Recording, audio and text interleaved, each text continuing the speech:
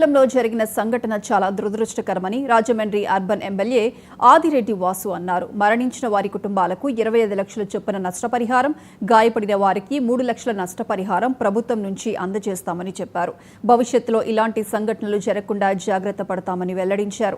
గత ప్రభుత్వంలో నిరుద్యోగులను అవమానపరిచేలా ప్రభుత్వం వ్యవహరించిందని, మెగా డిఎస్సి పేరుతో విద్యార్థులను చాలాసార్లు మోసం చేసిందని ఆరోపించారు. మీరు 2014-19 ఆ టైంలో ఉన్న టీడీపీ గవర్నమెంట్ సమయంలోనే మీకు డిఎస్సి నోటిఫికేషన్ అన్నది ఇవ్వడం జరిగింది. 2019-24 మీరు చూసినట్లయితే వైఎస్ఆర్ కాంగ్రెస్ పార్టీ అధికారంలో ఉన్నప్పుడు మెగా డిఎస్సి అనేవారు, కానీ ఆ మెగా డిఎస్సి అనే పేరుతోటి యువత అందరినీ దగా చేస్తున్నారు. నిరుద్యోగుల్ని అవమానపరిచే విధంగా వాళ్ళు ప్రవర్తించారు వైసీపీ వాళ్ళు. అదిగో మెగా డిఎస్సి, ఇదిగో మెగా డిఎస్సి అంటే నిరుద్యోగ యువత అందరూ కూడా ఏమో డిఎస్సి వస్తుంది, మనం ప్రిపేర్ అవ్వాలని మారుమూల గ్రామాల నుంచి ఉన్న వాళ్ళందరూ కూడా ఇలాగ రాజమండ్రి లాంటి నగరాలకి రావడం, రెంటెడ్గా ఉండడం,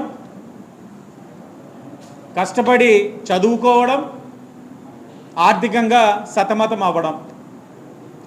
ఇది చాలదన్నట్లు ఆనాడున్న సజ్జల అంటాడు డిఎస్సి ఎందుకు అని.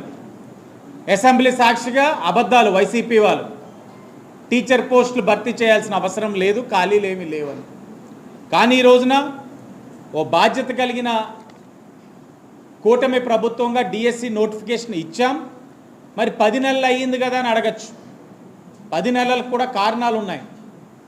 ఎప్పటికప్పుడు నారా లోకేష్ గారు ప్రతి నియోజకవర్గ శాసనసభ్యుడితో మాట్లాడి డిఎస్సి నోటిఫికేషన్తో పాటు అక్కడున్న అవసరాలు ఏంటి, స్కూల్స్ని ఎలాగా మెరుగుపరచాలి, నిరుద్యోగులకి ఏ విధంగా అవకాశాలు కల్పించాలి, ఎంత ఖాళీలు ఉన్నాయనేది ఆయన అవగాహన చేసుకొని ఈ 10 నెలలు కూడా ఆయన అన్నీ కూడా ప్రాపర్గా స్టడీ చేసి సైంటిఫిక్గా ఈ యొక్క డిఎస్సి నోటిఫికేషన్ సుమారు 16,347 పోస్టులు